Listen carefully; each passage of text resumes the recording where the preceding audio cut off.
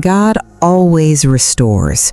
That's not a slogan, it's a pattern stitched into almost every major story in the Bible. And once you see it, you can't unsee it. But here's what nobody tells you.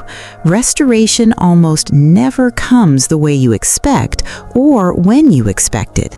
There's always something that has to happen first, something the person doing it usually doesn't even realize they're doing. Job got back double what he lost, but the text doesn't say God restored him after he suffered enough or prayed hard enough. It says God restored him when he prayed for his friends, the same friends who'd spent chapters blaming him for his own pain. Peter got his calling back, but it happened next to a charcoal fire, the same smell in the air as the night he denied Jesus 3 times.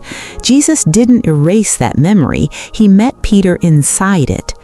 Samson got his strength back, but nobody was watching when it happened. It grew back quietly in a prison cell, while his enemies were throwing a party to celebrate his defeat. There's a pattern underneath all of this, a sequence and a timing that isn't random. If something in your life feels lost right now, a relationship, a season, a version of yourself, stick around because this is going to change how you wait for it.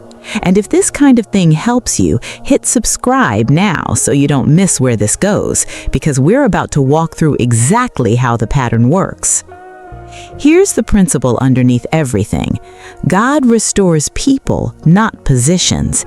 If he handed back the job, the relationship, or the reputation before dealing with the person, it would either destroy them or corrupt them. So he works on the heart first, every time. First, restoration comes through forgiveness, not through finishing your suffering. Job's friends misjudged him for chapters, and God was angry at them for it. Yet the turning point wasn't Job's pain reaching some threshold. It was the moment he prayed for the very people who'd made his suffering worse. Ask yourself, who are you still not praying for? Second, God rarely restores from a distance. He meets you at the exact scene of your failure. John mentions a charcoal fire only twice in his entire gospel: the night Peter denied Jesus and the morning Jesus restored him. Same fire, same smell. 3 questions for 3 denials. Healing didn't come by avoiding the wound, it came by returning to it. Third, restoration often grows in the dark before anyone can see it. Samson's hair, tied to his strength, started growing back while he was blind and grinding grain in a Philistine prison. No announcement, no one noticed until it was already too late for them. Whatever's being rebuilt in your hidden places may already be further along than you think. Fourth, what comes back is rarely identical to what was lost. It's usually an upgrade defined by God, not by our nostalgia for what was. One caution, this isn't a formula. Job didn't pray for his friends as a strategy.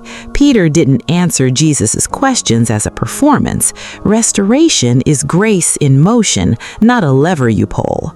So ask yourself, who haven't you forgiven? What place have you been avoiding? What might already be growing quietly before you can see it?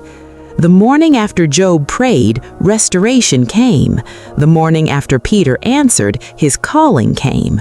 Samson's strength had been growing in the dark for weeks before anyone noticed. If something is being restored in your life right now, it may already be further along than it looks. Stay faithful in the waiting. God does not abandon what he starts.